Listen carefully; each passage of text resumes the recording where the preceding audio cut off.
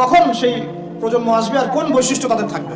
এর আগে আমি জাস্ট আপনাদেরকে দুইটা আয়াত শোনাচ্ছি। এক, আল্লাহ পাক বলছেন ইন তানসুরুল্লাহ ইয়ানসুরকুম, সূরা মুহাম্মাদে আছে, তোমরা যদি আল্লাহকে সাহায্য করো আল্লাহ তোমাদেরকে সাহায্য করবে। আমার সাথে বলেন, তোমরা যদি আল্লাহকে সাহায্য করো আল্লাহ তোমাদেরকে সাহায্য করবে। মানে আল্লাহর কি সাহায্যের দরকার আছে? তোমরা আল্লাহকে সাহায্য করো বলতে তোমরা যদি আল্লাহর দ্বীনকে সাহায্য করো, তোমরা যদি আল্লাহর দ্বীনকে সাহায্য করো আল্লাহ তোমাদেরকে সাহায্য করবেন। ওই ইউসাব্বিত আকদামাকুম, তোমাদের পা আল্লাহ পাক শক্ত করে দিবেন ইনশাআল্লাহ। একটা। দুই নাম্বার, ইন্নাল্লাহা লা ইউগাইয়িরু মা বিকওমিন হাত্তা ইউগাইয়িরু মা বিআনফুসিহিম, আল্লাহ পাক কোনো কওমের কোনো জাতির অবস্থা ততক্ষণ পর্যন্ত পরিবর্তন করেন না, সংশোধন করেন না, যতক্ষণ তারা নিজেরাই নিজেদের অবস্থা পরিবর্তনের চেষ্টা না করে। আয়াত তো পরিষ্কার।